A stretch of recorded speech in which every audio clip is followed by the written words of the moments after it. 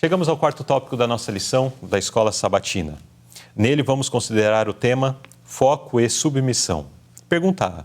Que fator essencial nos proporciona uma vitória genuína e duradoura em Cristo? Qual é o fator que garante esta condição para a nossa vida?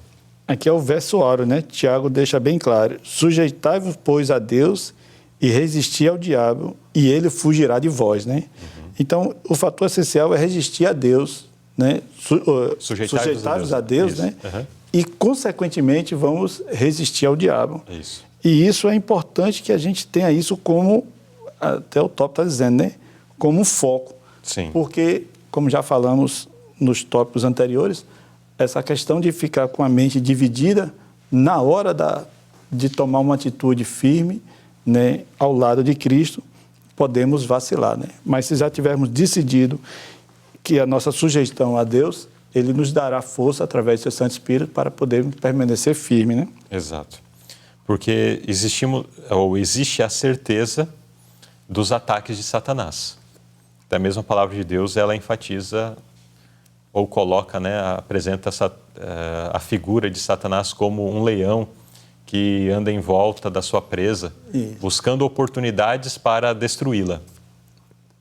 E se nós não nos sujeitarmos a Deus, nós nos tornamos presas fáceis de Satanás. Mas quando nós nos sujeitamos a Deus, temos força para resistir aos ataques do inimigo. Isso, né? Todo cristão deve estar em constante alerta, vigiando cada avenida da alma que poderia servir de acesso a Satanás. O crente deve orar pedindo ajuda divina e, ao mesmo tempo, resistir decididamente contra cada ou toda inclinação ao pecado. Pela coragem, pela fé, pelo trabalho perseverante, ele pode vencer. Contudo, que o crente se lembre de que Cristo deve permanecer nele e ele em Jesus, caso queira alcançar a vitória. Então, é convidar Cristo para morar no coração e cultivar esse relacionamento com o nosso Senhor. E através de alerta constante, vigilância das avenidas da alma. E quais são as avenidas da alma? São os nossos sentidos.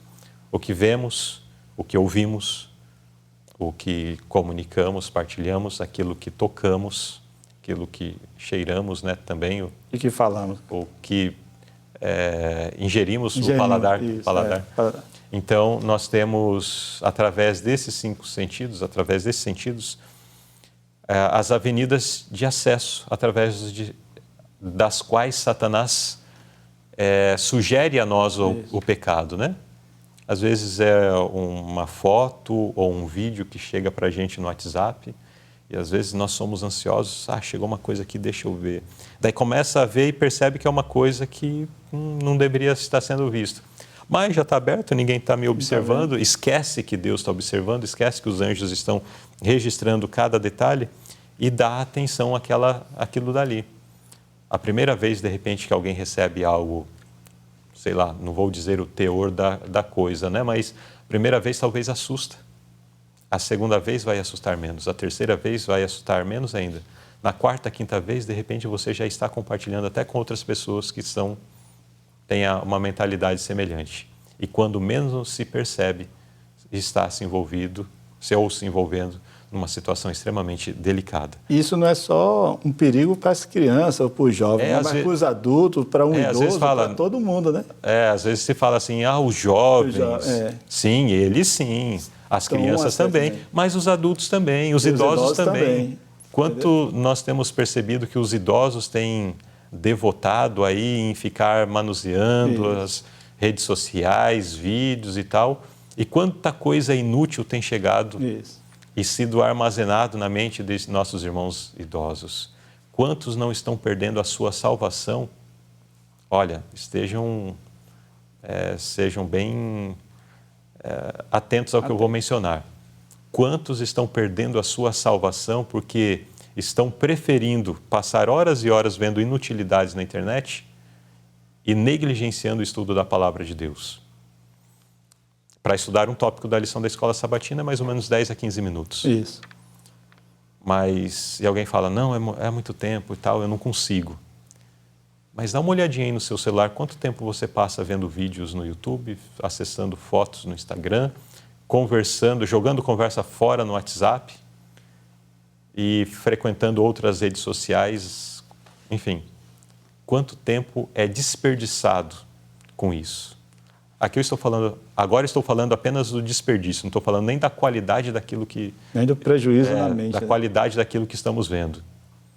Coisas de violência, coisas relacionadas à sensualidade, coisas relacionadas a questões que nós somos convidados a não participar, mas às vezes nós vemos, ficamos todos uriçados com algo que vemos. E vai ficar com o coração dividido, né? E já começamos a compartilhar e aí com o coração dividido. Irmãos, é perdição na certa. É espaço para o inimigo. O nosso convite para você hoje é o convite da palavra de Deus. Vamos dedicar tempo ao Senhor. Com o coração da mente de Cristo, né?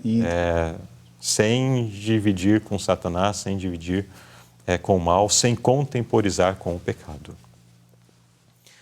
Como Paulo enfatiza a explicação de Tiago sobre a vitalidade espiritual da vida cristã. Então, nós vimos aqui sobre o que Tiago mencionou, da sujeição a Deus, né? Agora, como que Paulo fala sobre isso nas suas argumentações ali apresentadas na sua carta aos Romanos? Paulo é muito claro, né? Sabendo isso, que o nosso homem velho foi com ele crucificado. Então, o velho homem foi crucificado. E Paulo também, já no versículo 11, assim também vós considerai certamente morto para o pecado, mas vivo para Deus em Cristo nosso Senhor Jesus. Né? Então, a gente tem que ter a clareza aqui, Paulo deixa isso muito claro, né? Que devemos estar morto para o pecado, morto para o mundo, mas vivo para Cristo, com uma vida abnegada, com uma vida de amor ao próximo, né? Aqui a Nancy já falou até um pouco antes, a mentalidade secular, né? O egoísmo e a cobiça têm corroído a espiritualidade do povo de Deus, né? Sim. Foi o que a gente comentou já, e que hoje é a ferramenta que se espalha para todos, essa questão das redes sociais, que elas é boa, ninguém vai dizer que não é, que você consegue falar Sim. com o irmão que está do outro lado, no Japão, tranquilamente, mas também ela tem esse risco, né? Então, por isso que a gente tem que ter a mente de Cristo para poder reter o que é o bem e usar o que é útil para o nosso desenvolvimento espiritual e para que possamos ter sempre um caráter semelhante a Cristo, né? E podemos até acrescentar aqui o que Paulo menciona sobre a continuidade desse processo, quando ele diz que cada dia morro. Isso. Então, essa é uma questão que diariamente precisa ser renovada, precisa ser confirmada, para que, então, finalmente possamos alcançar a vitória. E aqui tem um detalhe, né, que eu vi até na leitura adicional, né, que a irmã Marte se referindo ao jovem que ela mandou a carta, que ele deveria ter clareza do que ele queria, né? Qual o caminho que ele queria trilhar, porque ele estava seguindo um caminho de orgulho, de vaidade e abandonando o caminho de Cristo. E ela cita que que esse rapaz deixava de participar dos cultos de oração para ir se encontrar com sua namorada que não era religiosa. Então, como é que Deus vai abençoar essa situação, né? Isso fica também para os jovens e para todos, né? Quer dizer, você não participa dos cultos de oração, mas está na rede social, né? Tem a TV online, a Bíblia, né? O conectado, a igreja online, na TV conectado. A pessoa não participa da TV online, mas está em redes sociais naquele horário do culto, né? Para quem está trabalhando, está estudando ou está numa outra atividade, mas se você está em casa, por que não participa? Exato. Isso você vai alimentando essa mente dividida e o inimigo vai, nesse dia a dia, né? Como a alimentação, como os pensamentos, você vai formando um caráter, né, semelhante ao mundo e não um caráter semelhante a Cristo.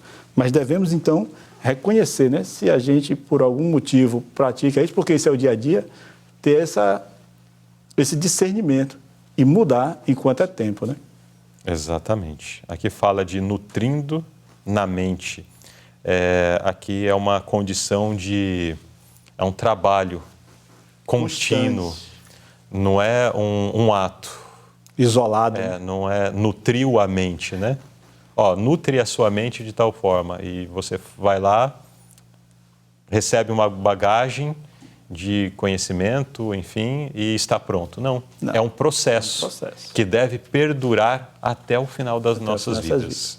É por isso que, inclusive, até a última frasezinha da nota anterior, que já lemos, fala que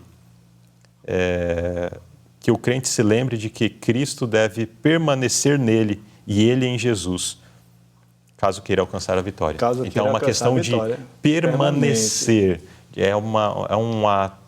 Não é um ato, mas é um processo contínuo, onde cada dia morremos para o eu, onde cada dia nos relacionamos com Cristo, onde cada dia esse processo é confirmado, reafirmado e deve prosseguir até o final da nossa existência. Como os irmãos antigos diziam, né? A gente já está vivendo a eternidade aqui, né? Porque nesse constante, quando subirmos para a vida eterna, continuaremos com Cristo. Exato. Né?